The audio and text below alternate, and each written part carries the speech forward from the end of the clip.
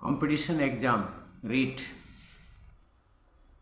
शिक्षा मनोविज्ञान विकलांग बालक एवं मनस्तापी बालक handicapped children and neurotic child अपंग युक्त बालक व बालिकाओं में प्राय कौन सा दोष पाया जाता है?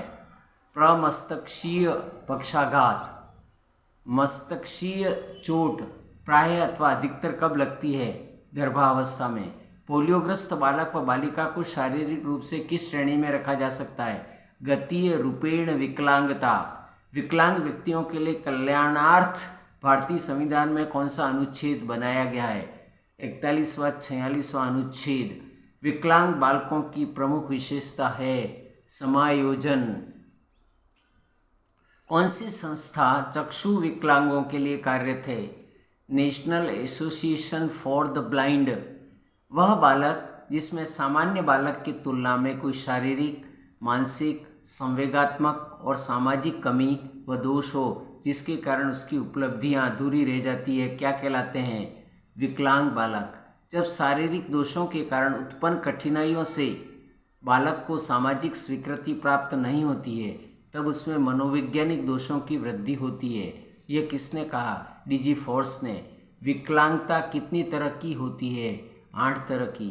अपंग, अंधे, अर्ध अंधे, बहिरे, अर्ध बहिरे, दोष युक्त वाणी वाले, अत्यधिक कोमल व निर्बल आदि किस श्रेणी के बालक होते हैं?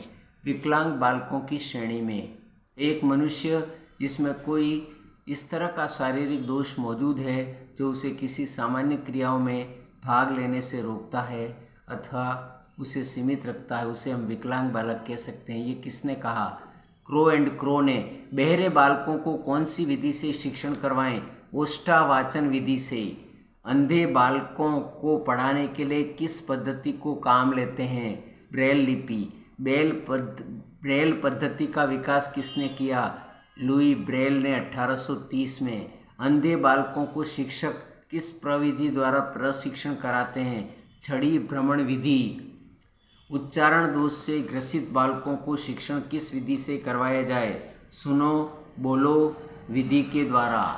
अंधे बालक को शिक्षा के लिए नवीनतम उपागम कौन कौन से हैं? एबाकस, स्पीच प्लस कैलकुलेटर, ऑप्टा, कौन, कर्जुविल, रीडिंग मशीन आदि।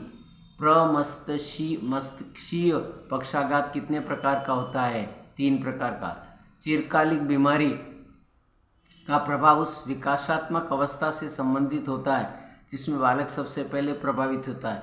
एक बच्चा प्राय जाति अवरोध तथा हाल ही में प्राप्ति के कौशल को खोकर प्रबल विरोधी के साथ प्रक्रिया करता है।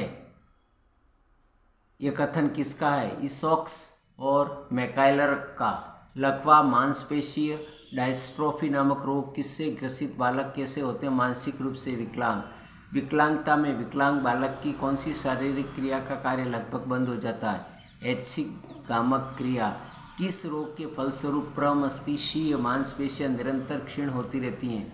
मांसपेशीय डायस्ट्रोफी में। ब्रेल लिपि का अर्थ क्या है? उभरे हुए अक्षरों की छपाई।